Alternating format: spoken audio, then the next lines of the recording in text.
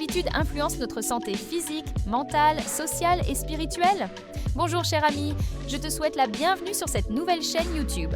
Je suis le Dr Savannah et voici un tout nouveau projet que nous venons de lancer. Nous allons y explorer comment notre comportement, notre mode de vie et les choix que nous faisons chaque jour peuvent avoir un impact profond sur notre santé, que ce soit sur le corps, l'esprit ou même notre état émotionnel. Est-ce que passer plus de 6 heures par jour sur son téléphone a des conséquences sur nous? Et le manque de sommeil? Ou encore consommer trop de boissons sucrées? Nous allons analyser tout cela tout en écoutant des témoignages de personnes qui ont traversé ces situations. Et si notre santé ne dépendait pas seulement des hôpitaux ou des médicaments, mais surtout de nos habitudes et de notre mode de vie au quotidien? Découvrons comment notre comportement collectif façonne notre bien-être. Nos choix de vie influencent bien plus que notre corps. Ils façonnent notre bien-être mental, social, économique et même spirituel. Dans cette vidéo, on explore comment nos habitudes quotidiennes peuvent être à la fois un levier de santé ou un facteur de déséquilibre. Chaque jour, sans même y penser, nous posons des gestes simples, ce que nous mangeons, notre façon de gérer le stress, notre manière de parler aux autres, de dépenser notre argent ou même de croire en quelque chose de plus grand que nous. Ces gestes, ces habitudes, ces comportements, aussi banals qu'ils paraissent, façonnent en silence notre santé globale. La santé, ce n'est pas juste ne pas être malade. C'est aussi être bien dans son corps, dans sa tête, dans sa relation aux autres, dans son équilibre financier et parfois même dans sa foi ou sa quête de sens. Pourtant, dans nos sociétés modernes, on court partout, on mange vite, on dort mal, on se compare aux autres sur les réseaux, on oublie de parler à ses proches, on vit sous pression. Et on appelle ça la vie normale. Mais à quel prix? Dans cette vidéo, je vous invite à prendre un peu de recul. Ensemble, on va explorer comment nos habitudes quotidiennes influencent 5 grands domaines de notre bien-être. La santé physique, mentale, sociale, économique et spirituelle. Ce n'est pas une leçon de morale, c'est une prise de conscience. Parce que parfois, de petits changements dans nos comportements peuvent transformer profondément notre qualité de vie. Alors, installez-vous confortablement et prenez ce moment pour vous. On commence par le plus visible, notre santé physique. Ce que l'on mange, notre activité, notre sommeil, ce sont les bases et pourtant, on les néglige souvent, pris dans le rythme quotidien. Alors, à quoi ressemblent vraiment nos habitudes et quelles conséquences ont-elles sur notre corps? Lorsqu'on parle de santé, la première chose qui nous vient souvent à l'esprit, c'est le corps, ce qu'on voit dans le miroir, sensible, qu'on ressent physiquement. Notre énergie, notre poids, notre forme. Et c'est normal, parce que le corps est le premier indicateur visible de notre bien-être. Pourtant, malgré toute l'information qu'on a aujourd'hui sur l'alimentation saine, le sport, le sommeil, on observe un paradoxe. Jamais l'humanité n'a eu autant de connaissances sur la santé. Et pourtant, les maladies liées au mode de vie explosent. Obésité, diabète, hypertension, fatigue chronique, troubles du sommeil, beaucoup de ces problèmes sont directement liés à nos habitudes quotidiennes. Et souvent, ce ne sont pas de grandes décisions qui nous mènent à ces déséquilibres. Ce sont les petites actions, répétées chaque jour, presque inconsciemment, grignoter devant un écran sans vraiment avoir faim, sauter le petit déjeuner pour gagner du temps, choisir. L'ascenseur plutôt que les escaliers. Se coucher à 2 heures du matin parce qu'on a enchaîné les vidéos ou les séries. Individuellement, ça paraît anodin. Mais cumulées, ces habitudes dessinent un mode de vie qui finit par nous épuiser. À l'inverse, de simples changements peuvent avoir un effet incroyable. Bouger 30 minutes par jour, boire plus d'eau, réduire les produits ultra transformés, dormir 7 à 8 heures régulièrement.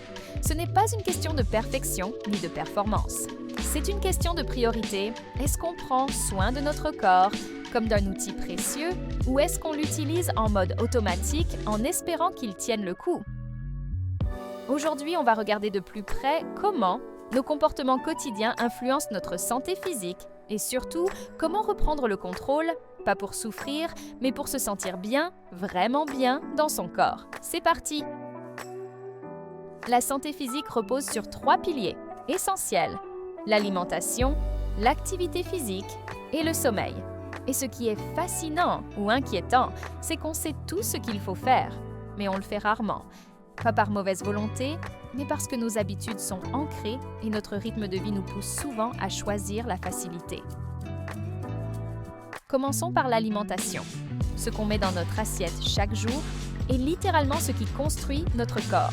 Mais aujourd'hui, l'alimentation est devenue ultra rapide, ultra transformée et parfois même ultra toxique. Trop de sucre, trop de sel, trop de gras et pas assez de vrai. On mange pour combler un vide, par automatisme ou juste par confort. Pourtant, revenir à une alimentation simple, plus naturelle, plus végétale, moins transformée, ça change tout. Plus d'énergie, moins de fatigue, meilleure digestion. Ça ne veut pas dire manger parfait, ça veut dire manger conscient. Se poser la question, est-ce que ce que je mange me nourrit ou m'endort? Ensuite, il y a le mouvement. On passe des heures assis, au bureau, dans les transports, devant les écrans. Le corps n'est pas fait pour l'immobilité. Bouger, même un peu, chaque jour, c'est vital. Pas besoin de courir un marathon, marcher 30 minutes, prendre les escaliers, faire quelques étirements au réveil. Danser chez soi, l'essentiel, c'est la régularité. Le corps aime le mouvement, il en a besoin. Et enfin, le sommeil. Dans une société où l'on valorise la productivité, on finit par négliger le repos. On dort moins bien. On coupe des heures de sommeil pour gagner du temps, alors que c'est le sommeil qui recharge notre système, régule nos hormones et renforce notre immunité. Dormir, ce n'est pas perdre du temps. C'est investir dans sa vitalité. Donc si on résume, bien manger, bouger un peu, dormir mieux. 3 choses simples, mais 3 choses puissantes. Ce sont nos petites habitudes physiques qui, répétées chaque jour, font la différence entre un corps en tension et un corps en santé. Mais le corps ne va pas sans l'esprit. Après la santé physique, parlons de ce qui se passe dans nos têtes. Stress, anxiété, surcharge mentale, isolement numérique. Notre santé mentale est mise à rude épreuve. Alors, comment nos comportements quotidiens influencent notre équilibre intérieur? On ne vit pas seul. Nos relations avec les autres jouent un rôle énorme dans notre bien-être. Famille, amis, collègues, communauté, la qualité de nos liens sociaux peut nous renforcer ou au contraire, nous affaiblir. Parlons maintenant de ce pilier souvent sous-estimé, le bien-être social. Dans notre société moderne, le mental est constamment sollicité. Notifications, travail sous pression, comparaison sur les réseaux sociaux, conflits, fatigue mentale, tout s'accumule. Et sans qu'on s'en rende compte, notre esprit se surcharge. Le problème, c'est que cette surcharge devient peu à peu normale. On s'habitue au stress, on banalise l'anxiété, on continue à fonctionner, mais en mode automatique, parfois même en silence, sans jamais en parler. Pourtant, comme pour le corps, notre santé mentale a besoin d'entretien quotidien. Quelques questions simples peuvent déjà nous guider. Est-ce que je prends le temps de respirer vraiment? Est-ce que j'ai des moments de pause, de calme, sans écran, sans bruit? Est-ce que je parle de ce que je ressens ou est-ce que je garde tout pour moi? Le stress en soi n'est pas mauvais, c'est un mécanisme naturel. Mais ce qui est dangereux, c'est le stress chronique, celui qui ne s'arrête jamais. Et il est souvent amplifié par nos mauvaises habitudes. Ne jamais décrocher du travail, passer des heures sur les réseaux à comparer sa vie à celle des autres, s'isoler, ne pas exprimer ses émotions, multitâcher toute la journée sans une vraie pause. À l'inverse, il existe des habitudes très simples pour prendre soin de notre esprit. Pratiquer la respiration profonde ou la méditation quelques minutes par jour. Tenir un journal ou exprimer ce que l'on ressent. Passer du temps dans la nature. Dormir suffisamment. Et oui, encore lui. Limiter l'exposition aux informations négatives ou aux comparaisons toxiques. La santé mentale, ce n'est pas être toujours heureux. C'est être capable de reconnaître ce qu'on vit, de l'accueillir et de revenir à l'équilibre quand on est désaligné. Parce qu'un esprit en paix, c'est un corps qui respire mieux. C'est une vie plus sereine. Et ça commence souvent par une toute petite habitude de plus ou une de moins. On a parlé du corps, on a parlé de l'esprit, Mais l'être humain ne vit pas isolé. On est des êtres profondément sociaux. Même les plus introvertis d'entre nous ont besoin de liens, de reconnaissance, d'échanges, d'écoute. Le bien-être social, c'est ce qui nous relie aux autres, à nos familles, à nos amis, à nos collègues, à nos communautés. C'est la qualité de nos relations. Et c'est aussi le sentiment d'appartenir à quelque chose de plus grand que soi. Pourtant, aujourd'hui, on est dans une époque paradoxale, ultra connectée numériquement, mais souvent émotionnellement déconnectée. On parle, on écrit, on like, on commente. Mais combien de vraies conversations a-t-on eu cette semaine? Combien de fois avons-nous demandé sincèrement à quelqu'un « Comment tu vas ?» Et écouter la réponse « Le manque de lien social n'est pas anodin ». C'est même un facteur de risque pour la santé, reconnu au même titre que le tabac ou la mauvaise alimentation. L'isolement chronique peut augmenter le stress, affaiblir le système immunitaire et favoriser des troubles comme la dépression. Et ce n'est pas seulement une question de quantité de relations, mais de qualité. On peut être entouré, mais mal entouré. On peut avoir beaucoup de contacts, mais peu de connexions authentiques. Ce qui compte, c'est se sentir écouté, pouvoir exprimer ses émotions sans jugement, être soi-même, recevoir et aussi donner. Alors, quelles habitudes favorisent un bon bien-être social? Prendre l'initiative de contacter quelqu'un, juste pour parler. Couper les écrans quand on est en famille ou entre amis.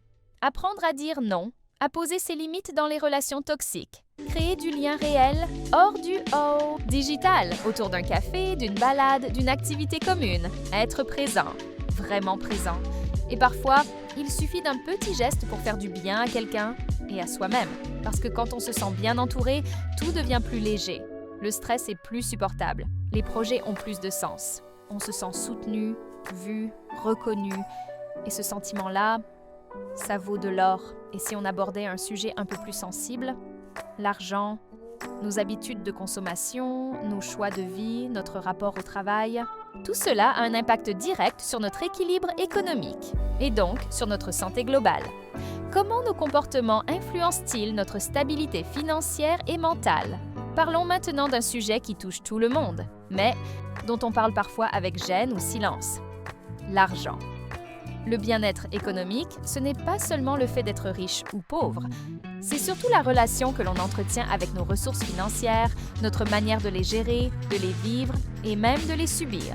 Dans beaucoup de foyers, l'argent est une source de tension, de stress, d'angoisse. Factures à payer, dettes imprévues, instabilité professionnelle.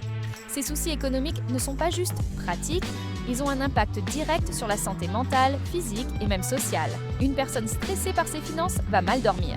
Elle peut faire des choix alimentaires rapides et moins sains.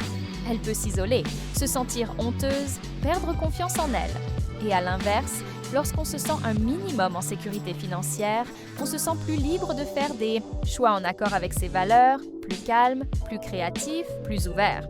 Mais voilà, le bien-être économique ne tombe pas du ciel. Il est souvent le résultat d'habitudes conscientes.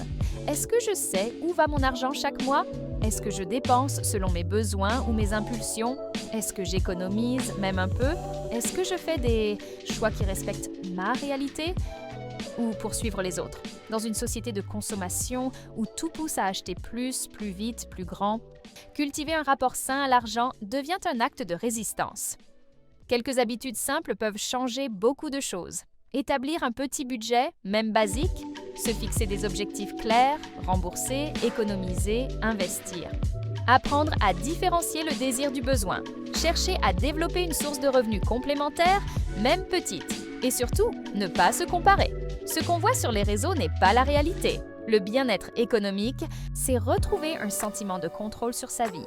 Se libérer du stress financier petit à petit. Être aligné avec ses choix de consommation et avancer vers plus d'autonomie, de sécurité et de paix intérieure. Parce que quand on respire financièrement, on respire tout court. Enfin, il y a une dimension plus intime, plus profonde, le bien-être spirituel. Que l'on soit croyant, agnostique ou simplement en quête de sens, nos pratiques spirituelles ou philosophiques jouent un rôle essentiel dans notre équilibre. Mais comment cela se manifeste concrètement dans nos vies? Pour finir, parlons d'un aspect souvent négligé, mais pourtant essentiel à l'équilibre humain, la dimension spirituelle. Le bien-être spirituel, ce n'est pas forcément une question de religion, c'est avant tout une connexion intérieure. C'est le lien qu'on entretient avec soi-même, avec un sens plus grand, avec ce qui nous dépasse. Dans un monde rythmé par la performance, la vitesse, la technologie, on oublie parfois de s'arrêter, de respirer, de se poser les vraies questions. Qui suis-je au-delà de mes rôles et de mes responsabilités? Pourquoi je fais ce que je fais? Qu'est-ce qui donne du sens à ma vie? Le bien-être spirituel, c'est cette paix profonde qu'on ressent quand on est aligné, quand nos actes correspondent à nos valeurs, quand on sent qu'on avance sur un chemin qui a du sens pour nous. Et pourtant, dans notre quotidien, cette dimension est souvent mise de côté. On se lève, on travaille, on consomme, on court, mais on ne prend plus le temps de nourrir l'essentiel. Or, ce bien-être-là est un réservoir invisible de force, de résilience, de clarté. Alors comment le cultiver concrètement? En prenant quelques minutes chaque jour pour méditer, prier ou simplement respirer en silence. En passant du temps dans la nature. En écrivant ses pensées, ses rêves, ses intentions. En s'entourant de personnes qui élèvent plutôt que d'énergie qui épuise, en pratiquant la gratitude, se rappeler ce qu'on a plutôt que ce qui manque. La spiritualité, ce n'est pas fuir le monde. C'est au contraire y être présent avec plus de conscience, de paix et d'humilité. Peu importe nos croyances, nous avons tous besoin de sens, de cohérence, d'harmonie intérieure. Et quand ce pilier est là, tout le reste devient plus clair. On fait des choix plus justes. On vit moins dans la peur. On avance avec foi, avec espoir, avec ancrage. Parce que le vrai bien-être commence à l'intérieur. On l'a vu ensemble, nos habitudes, aussi simples soient-elles, ont un impact profond sur notre santé globale. Physique, mentale, sociale, économique, spirituelle, chaque domaine compte et chacun est influencé par les choix que nous faisons chaque jour. Alors, que retenir de tout ça? Le bien-être et la santé ne sont pas de simples concepts médicaux.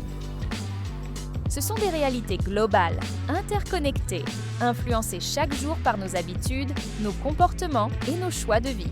Notre alimentation, notre activité physique, notre manière de gérer nos émotions, nos relations, notre rapport à l'argent et même notre connexion spirituelle, tout cela façonne notre santé.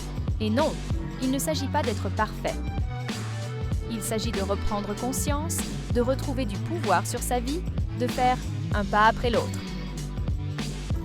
Chaque petite habitude positive est une graine plantée. Et à long terme, c'est un jardin de santé, de paix et d'équilibre qui pousse. Ce que nous faisons chaque jour, même inconsciemment, détermine le niveau de bien-être que nous ressentons et celui que nous transmettons autour de nous.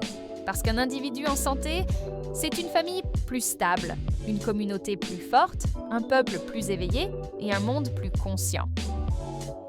Alors, et si le changement commençait avec une seule décision?